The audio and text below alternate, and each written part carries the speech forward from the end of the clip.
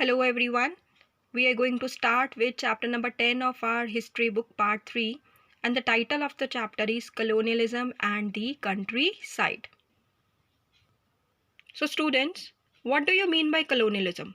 Colonialism means political, social, economic, cultural domination of a territory and its people by a foreign power for an extended period of time. Here I would like to quote the example of Britishers, the one who established a colonial rule over India for an unlimited period of time. Students, the title of the chapter Colonialism and the Countryside, and the main source to know about this period is the study of the official archives. सरकारी दस्तावेज़ों को पढ़कर हमें ये पता चला कि उस समय पर ब्रिटिशर्स ने अपने रूल को इंडिया में कैसे एस्टैब्लिश किया. So in this chapter, we will study what colonial rule meant to those people who lived in the countryside. Countryside here means the rural area. And here in this chapter, we will come to know about the zamindars of Bengal, the travel to the Rajmahal Hills, राजमहल की पहाड़ियाँ जहाँ पर दो communities रहती थी, एक पहाड़ियास और दूसरी सांथाल्स. And in the third part, we will move to the Deccan. So here in this chapter we will study that when the East India Company established its Raj in the countryside. Raj here means the rule. जब उन्होंने rural areas में अपने rule को establish किया, how and what type of policies they have implemented on the people. कैसी उनकी revenue policies थी और कैसे उनकी पॉलिसीज अलग अलग लोगों को इन्फ्लुएंस कर रही थी, और ईस्ट इंडिया कंपनी के इंडिया में आने के बाद कैसे उनकी लाइफ भी चेंज हो गई थी. So laws introduced by the state. State here means the East India Company. जब उन्होंने कुछ ना कुछ अलग अलग तरीके के लॉज इंट्रोड्यूस किए तो it had a lot of consequences on it's people. कुछ उनके लॉज से इंट्रोड्यूस करने से बहुत ज़्यादा रिच हो गए और कुछ बहुत ज़्यादा पुअर हो गए. कईयों को न्यू लैंड्स भी मिली, नई नई ज़मीनें भी मिली, और कईयों की ज़मीनें उनसे छीन ली गई. एंड इस चैप्टर में हम ये भी पढ़ेंगे कि जब पीजेंट्स को, जब फार्मर्स को मनी की ज़रूरत थी, when they were in need of money, तो वो उस पैसे को उधार लेने के लिए किसके पास जाते थे. सो ये ज़रूरी नहीं है, as you will see that the however people were not only subject to the working of laws, कि ये नहीं कि कानून जैसे बन गए हैं वैसे ही लोगों को एक्सेप्ट करने हैं. उनके पास ये पूरा राइट है कि वो इन कानूनों को रेजिस्ट भी कर सकते हैं, मना भी कर सकते हैं, और गवर्नमेंट को, स्टेट को ये रियलाइज़ करा सकते हैं कि these laws they are unjust. And in doing so, अगर लोग इस तरीके की एक्टिविटीज़ में इन्वॉल्व होते हैं तो वो ऐसे कानून बनाने के लिए प्रेफरेंस देते हैं जो उनके लिए सही हो, और गवर्नमेंट को वो फोर्स भी करते हैं कि वो अपने बनाए हुए कानूनों को मॉडिफाई करे, उनके अंदर कुछ चेंजेस लेकर आए. So you will come to know about the sources that tell about these histories. हमने अभी पढ़ा ही कि अगर हमने इस चैप्टर के बारे में नॉलेज हासिल करनी है तो उसके लिए हमारे पास स्टेट गवर्नमेंट के, ईस्ट इंडिया कंपनी के बहुत सारे रिकॉर्ड्स हैं जो हमारे काफ़ी ज़्यादा हेल्प करते हैं to know more about this period. लेकिन हिस्ट्री चाहे किसी भी टाइम पीरियड की हो, एंशियंट, मिडीवियल और मॉडर्न, तो इस चैप्टर में भी हम यही पढ़ेंगे कि हिस्टोरियंस को बहुत ज़्यादा प्रॉब्लम्स आई इनको एक्सप्लेन करने में, इनको इंटरप्रेट करने में. और सबसे इम्पॉर्टेंट बात यह है कि इस चैप्टर को पढ़ने के लिए हमारे पास बहुत से सोर्सेज हैं, जैसे रेवेन्यू रिकॉर्ड्स, उस टाइम पे की गई सर्वे, उस टाइम पे लिखे गए पत्र पत्रिकाएं, journals, and the accounts left by the surveyor's.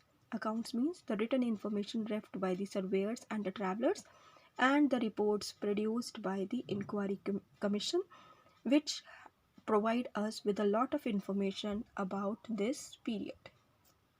Next आता है Bengal and the zamindars. British government ने सबसे पहले अपना रूल बंगाल में इस्टेब्लिश किया, और उनकी ये कोशिश थी कि कैसे रूरल सोसाइटी को रीऑर्डर किया जाए, और ब्रिटिश गवर्नमेंट अपने तरीके से नए नए कानून लेकर आई, रेवेन्यू रिकॉर्ड्स को लेकर, लैंड राइट्स को लेकर, और उन्होंने नए नए रेवेन्यू सिस्टम को भी इंट्रोड्यूस किया. तो इस पर्टिकुलर टॉपिक में हम ये स्टडी करेंगे कि जब ब्रिटिशर्स ने बंगाल में अपनी एंट्री की तो उन्होंने अपने रूल को किस तरीके से चलाया. 1.1 टॉपिक को पढ़ने से पहले साइड पर एक पिंक रेक्टेंगुलर बॉक्स में एक डेफिनेशन है राजा। राजा जिसको हम क्या बोल देते हैं, किंग। लेकिन जिस पार्ट थर्ड की हिस्ट्री हम पढ़ने जा रहे हैं, मॉडर्न पीरियड की, जब ब्रिटिशर्स की इंडिया में एंट्री हो चुकी है और वो अपना इकोनॉमिक होल्ड बनाने पे लगे हुए हैं इंडिया में, तो यहाँ पर स्टूडेंट्स, राजा का मीनिंग क्या है? पावरफुल ज़मींदार। Please do learn it very carefully. Raja here means powerful ज़मींदार। तो 1.1 टॉपिक हमारा क्या कह रहा है? एन ऑक्शन इन बर्दवान। ऑक्शन जिसको हम हिंदी में नीलामी बोलते हैं। तो 1797 की बात है कि बर्दवान, जिसको आज हम बर्दमान नाम से जानते हैं, यहाँ पर बड़े हाई लेवल के ऊपर एक नीलामी हो रही थी। Burdwan, it is a name of a place in Calcutta, and बहुत ही बड़ा एक पब्लिक इवेंट था। A large number of mahals. अब इन राजा के पास बहुत सारी लैंड एस्टेट्स थी जो इनकी खुद की नहीं थी। ब्रिटिश गवर्नमेंट ने उनको वो एस्टेट्स दे रखी थी so that they can collect revenue over there. तो ये सारी की सारी लैंड एस्टेट्स को कलेक्टिवली किस वर्ड से जाना जाता है? महाल्स। और ये महाल्स जिसके ऊपर राजा बर्दवान का कंट्रोल था, इसको बेचा जा रहा था। 1 मार्क क्वेश्चन के लिए, ब्रिटिश गवर्नमेंट ने 1793 में परमानेंट सेटलमेंट को इंट्रोड्यूस किया। और इस परमानेंट सेटलमेंट में क्या होता है? परमानेंट का मतलब ही क्या है? फिक्स। कि ब्रिटिश गवर्नमेंट ने हर एक ज़मींदार को ये रिस्पॉन्सिबिलिटी दे दी कि वो पर्टिकुलर टाइम पीरियड तक इतने महाल्स से, इतनी लैंड एस्टेट से उनको रेवेन्यू कलेक्ट करके देगा। और जो ज़मींदार अपनी इस रेवेन्यू के कलेक्शन में फ़ेल हो जाएंगे तो उनकी ज़मींदारी को ऑक्शन कर दिया जाएगा, मीन्स नीलाम कर दिया जाएगा, ताकि ब्रिटिश गवर्नमेंट अपनी रेवेन्यू को रिकवर कर सके। Since the Raja had accumulated huge arrears, arrears means उसका बहुत ज़्यादा बकाया रह रहा था, उसके ऊपर राजस्व की बहुत बड़ी रकम का बकाया था। तो इस राजा की जो अरियर्स जो लेफ्ट थे, उसी के चलते ब्रिटिश गवर्नमेंट ने उनकी इस लैंड को ऑक्शन कर दिया। Numerous purchases came to the auction. Purchasers came to the auction. Purchasers मतलब खरीददार, बहुत सारे परचेजर्स आए इस नीलामी में। And the estates were sold to the highest bidder. जिसने सबसे ऊंची बोली लगाई उसको ये भू संपदा बेची गई। लेकिन जो कलेक्टर था उसने बहुत जल्दी से ये पता लगा लिया गया कि that there is a strange twist in the to the tale, कि एक अजीब सा मोड़ आया है, एक अजीब सी कहानी आई है इसमें। बिकॉज जितने भी परचेजर्स, जितने भी खरीददार यहाँ पर इस नीलामी का पार्ट थे, they were the servants and agents of the raja, कि वो राजा के ही सर्वेंट्स थे और राजा के ही एजेंट्स थे, और उन्होंने अपने मास्टर के बिहाफ के ऊपर बहुत ज़्यादा ज़मीन खरीद ली थी। अब हिस्टोरियंस का ये मानना है कि जिस टाइम की हिस्ट्री हम पढ़ रहे हैं, उस टाइम पर 95% ऑफ द जो सेल होती थी ऑक्शन पर, वो सारी फिक्शियस थी, वो सारी फर्जी थी। राजा की जो एस्टेट्स थे, यानी कि उसकी महाल्स को पब्लिकली सोल्ड किया जाता था, बट इनडायरेक्टली उस ज़मींदारी के ऊपर राजा का ही हाथ रहता था, वो उससे लॉस्ट नहीं होती थी। क्यों? क्योंकि परचेजर्स उसके ही सर्वेंट्स होते थे, उसी के ही एजेंट्स होते थे। अब क्वेश्चन ये अराइज होता है, why had the raja fail to pay the revenue? राजा इस रेवेन्यू को पे करने में चूक क्यों जाता था? Who were the purchasers at the auction? इस ऑक्शन में खरीदार कौन होते थे? And what does the story tell us about what was happening in the rural areas of eastern India at that time? तो अब अगर हम इस कहानी से क्या पता लगाने की कोशिश करते हैं कि एक्चुअली उस टाइम पर इंडिया के रूरल एरियाज़ में किस तरीके की सिचुएशन थी, तो 1.2 टॉपिक इसके ऊपर हमारा हाईलाइट करता है the problem of unpaid revenue, कि वाई द जमींदार्स और the rajas they were unable to pay the revenue. So the estates of the Bardhaman Raj were not the only ones sold during the closing years of the 18th century, कि ऐसा सिर्फ बर्धमान के राजा के साथ ही नहीं हुआ था. 75% of the ज़मींदारीज changed hands over the permanent settlement, कि इस जिस पर्टिकुलर पीरियड का हम पढ़ रहे हैं, उस टाइम पीरियड में परमानेंट सेटलमेंट सिस्टम जो ब्रिटिश गवर्नमेंट ने रेवेन्यूज़ को हासिल करने के लिए इंट्रोड्यूस किया, उसमें 75% ऑफ द ज़मींदारी थी वो खरीदी और बेची जा रही थी। ब्रिटिशर्स ने इंडिया में स्पेशली बंगाल में जब परमानेंट सेटलमेंट को इंट्रोड्यूस किया, उनको एक होप थी कि उनकी सारी प्रॉब्लम्स दूर हो जाएंगे। And they had been facing since the conquest of Bengal, कि बंगाल में उनकी एंट्री तो हो गई, लेकिन उनको जिस फ्लो से रेवेन्यू आनी चाहिए थी वो फ्लो नहीं था। By the 1770s the rural economy in Bengal was in crisis. 1770s का अगर हम टाइम पीरियड की बात करें तो बंगाल की जो इकोनॉमी थी, स्पेशली रूरल इकोनॉमी, वो उस पर एक खतरा मंडरा रहा था। And what was the reason? Recurrent famines, लगातार वहाँ पर सूखा पड़ रहा था, फेमाइन लाइक सिचुएशन थी, अकाल पड़ रहा था। एंड डिक्लाइनिंग एग्रीकल्चरल आउटपुट, जब अकाल ही पड़ जाएगा तो ऑटोमेटिकली एग्रीकल्चर की प्रोडक्शन भी अच्छी नहीं हो गई।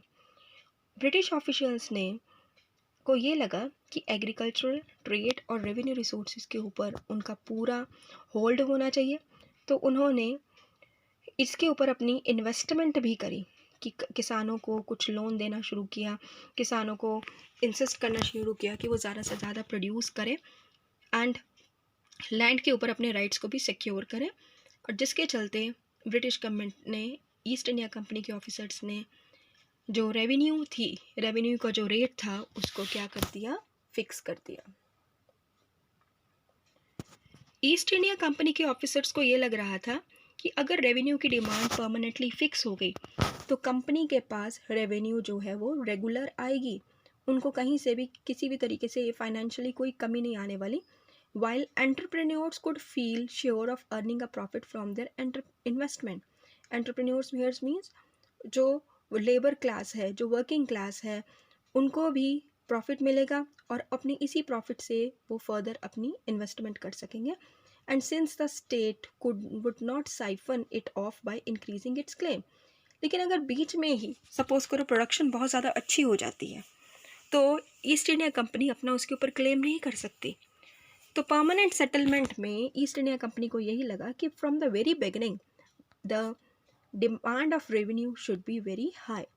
The process officials hoped would lead to the emergence of a class of yeoman farmers.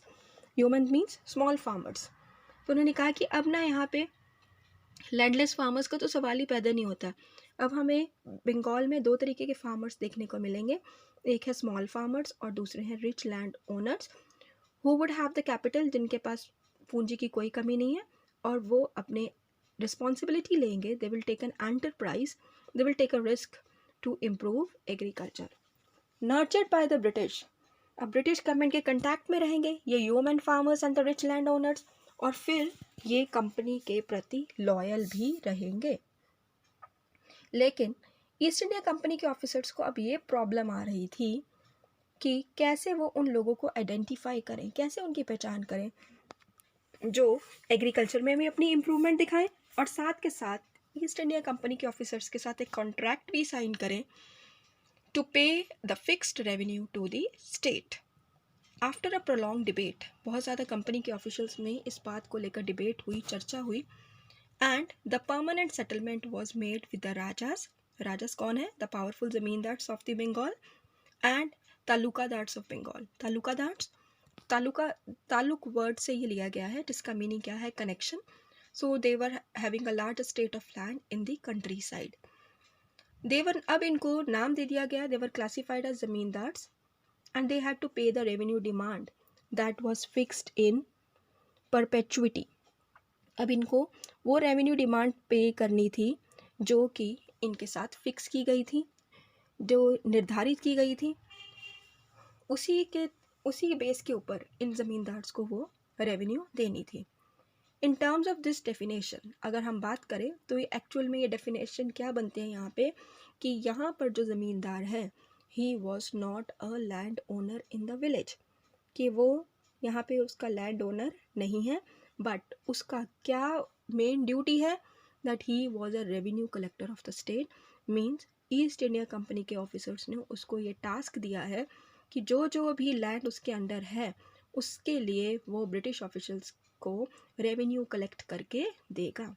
तो इसी के चलते ज़मींदार्स के पास बहुत ज़्यादा जैसे लैंड्स थे कईयों के पास तो 400 विलेजेस थे, और ये 400 विलेजेस उनकी पर्सनल प्रॉपर्टी नहीं थी, रादर इन विलेजेस से ईस्ट इंडिया कंपनी के जो ऑफिसर्स को, इन ज़मींदार्स को रेंट या रेवेन्यू इकट्ठा करके देनी थी. In company calculations, the villages within one ज़मींदारी formed one revenue estate.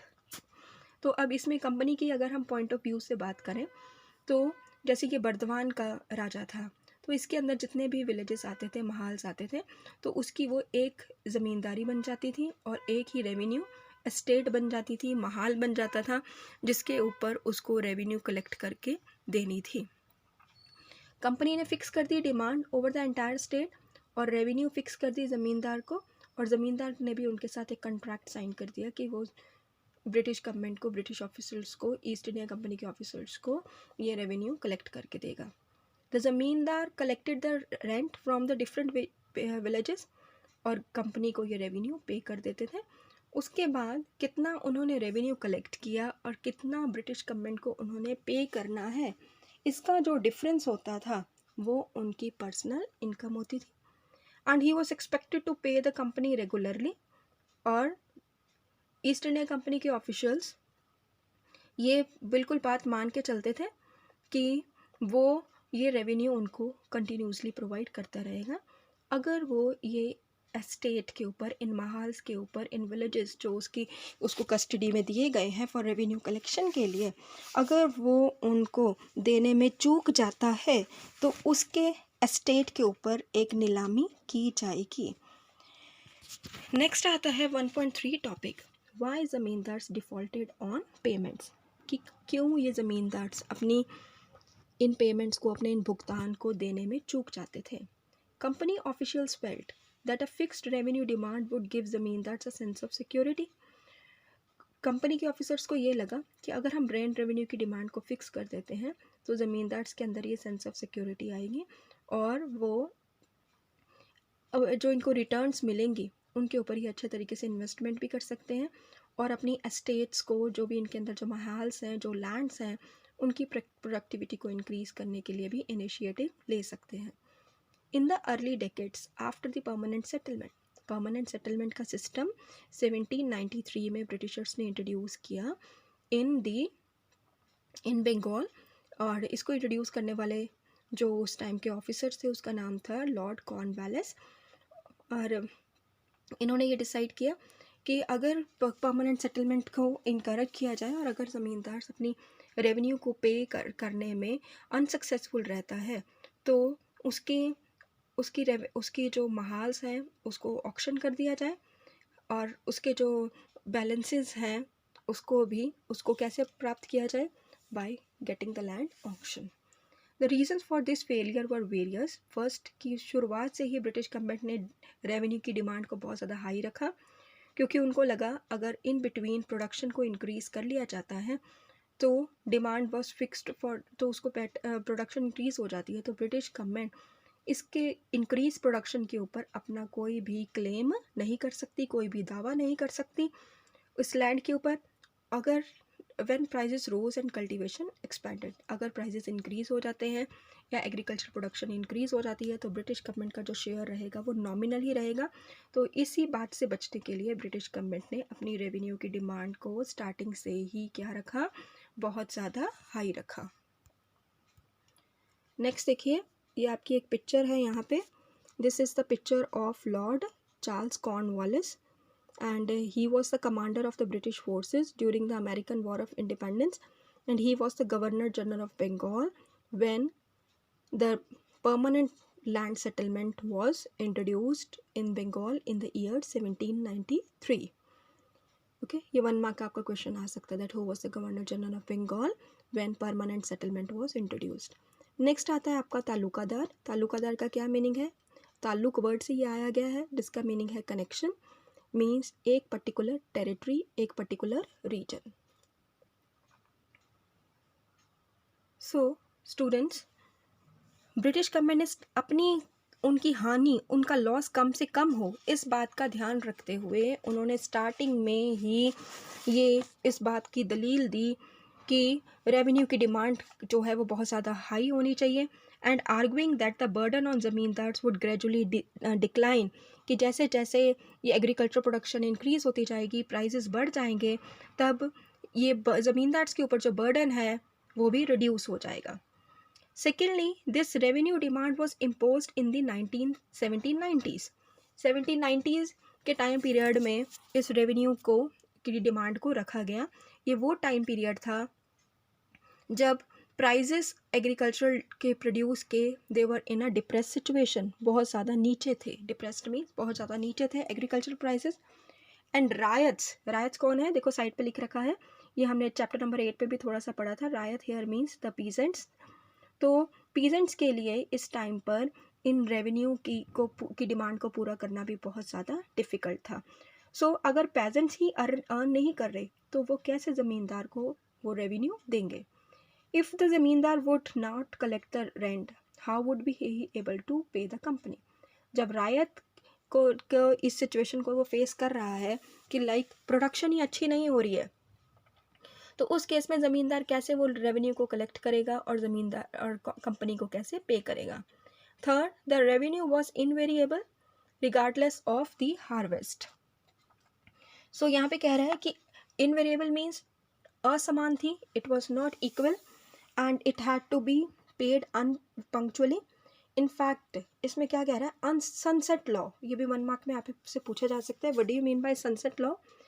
If the ज़मींदार is not able to pay the revenue for on a specified date before the sunset, तो क्या होगा, उसकी पूरी की पूरी ज़मींदारी ऑक्शन हो जाएगी. फोर्थ, परमानेंट सेटलमेंट सिस्टम जो ब्रिटिश गवर्नमेंट ने इंट्रोड्यूस किया limited the power of the ज़मींदार, कि अब वो जो ज़मींदार था, वो जो राजा था, उसकी तो पास तो यही सिर्फ पावर रह गई कि वो रेवेन्यू को कलेक्ट करे. कहाँ से कलेक्ट करे, from the peasants that is the royal, और अपनी ज़मींदारी को मैनेज करे. The company had recognised the zamindar as important but it wanted to control and regulate them. Company को, ईस्ट इंडिया कंपनी के ऑफिशियल्स को ये लग रहा था कि वो ज़मींदार्स के ऊपर अपना पूरा कंट्रोल बना के रखे, और जब उन्होंने उनको इस ज़मींदारी की पावर्स दी तो उससे उनकी खुद की जो ऑटोनॉमी थी, जो पहले वो इतने इंडिपेंडेंट वे से इस कंट्री साइड के ऊपर रूल कर रहा था, वो सारी पावर्स उससे छीन ली गई. ये पैराग्राफ जो है आपका, ये 3 मार्क्स में आता है. ज़मींदार्स की जो ट्रूप्स थे, जो सोल्जर्स थे, उसको डिसबैंड कर दिया गया, मतलब मिलिट्री उसकी रिमूव कर दी गई. कस्टम ड्यूटीज़ को अबॉलिश कर दिया गया. पहले वो जस्टिस में भी इन्वॉल्व था, अपनी कचहरी लगाता था, कोर्ट्स थे उसके. And brought under the supervision of a collector appointed by the company. ये सारे काम जो ब्रिटिशर्स के आने से पहले ज़मींदार इन्वॉल्व था, वो ब्रिटिश गवर्नमेंट ने ये सारे काम उससे छीन लिए. ज़मींदार की जो पावर थी वो लॉस्ट हो गई. लोकल जस्टिस, लोकल पुलिस से कनेक्शन उसका पूरा हट गया. And over time the collectorate emerged as an alternative centre of authority severely restricting what the zamindar could do. तो वहाँ पर उन्होंने अपना एक, खुद ब्रिटिशर्स ने अपना एक ऑफिसर अपॉइंट कर दिया जो इस बात के ऊपर निगरानी रखता था, पूरा ध्यान रखता था कि ज़मींदार के पास क्या पावर है और क्या नहीं. In case when a raja failed to pay the revenue, the company official was speedily dispatched to his zamindari with explicit instructions.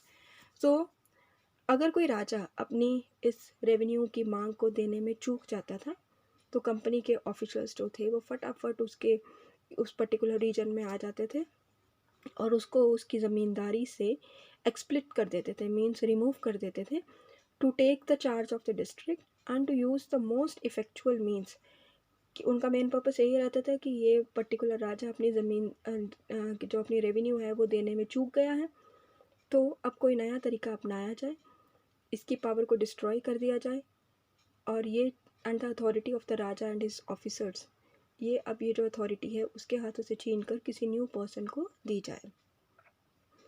Next, at the time of revenue collection, जब ये रेवेन्यू कलेक्शन होती थी, एन ऑफिसर ऑफ द ज़मींदार अपना एक अफसर जिसका नाम था अमला, उसको विलेज में भेजता था.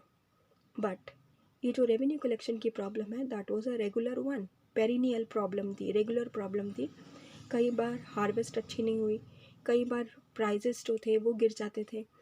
And in this particular situation it was very difficult for the ryots to pay the ड्यूज़, कि वो अपना बकाया चुका सके। और कई बार ऐसा होता था कि जो रायट्स हैं, जो द पीजेंट्स हैं, दे डेलिबरेटली मीन्स नोइंगली अपनी इन पेमेंट्स को नहीं देते थे, उसमें उसको देने में चूक जाते थे। रिच रायट्स, अमीर जो रिच पीजेंट्स थे, विलेज का हेडमैन, अब ये नेक्स्ट टॉपिक में हम पढ़ेंगे, विलेज का हेडमैन जो था, जिसको जोतदार और मंडल भी बोला जाता था, they were only too happy to see the zamindar in trouble. वो ज़मींदार को इस प्रॉब्लम में देखकर बड़े ही खुश होते थे कि ये ज़मींदार अपनी ज़मींदारी, अपनी रेवेन्यू नहीं दे पाया। एंड द ज़मींदार could therefore not easily assert his power over them. ज़मींदार could prosecute defaulters. ज़मींदार के पास ये राइट भी था कि जो लोग अपनी इन पेमेंट्स को देने में चूक रहे हैं उनको वो प्रोसिक्यूट करे, उनको पनिश करे। लेकिन इस पर्टिकुलर टाइम पीरियड पर जो जुडिशियल प्रोसेस था वो बहुत लंबा था। बर्दवान में ही अकेले ज़मींदारी को लेकर या रेवेन्यू को लेकर 30,000 suits here means cases pending थे, and for arrears of rent payment in 1798। Arrears means बकाया, बैलेंस, रेंट को लेकर जो बकाया था 1798 में, उसको लेकर भी अभी काफ़ी सारे केसेस पेंडिंग थे सिर्फ बर्दवान में ही। तो जो जुडिशियल सिस्टम था वो इतना वहाँ पर एक्टिव नहीं था, जिसके चलते एडवांटेज लेने वाले लोग एडवांटेज लिया करते थे। That's all about today's lecture. Thank you, have a nice day.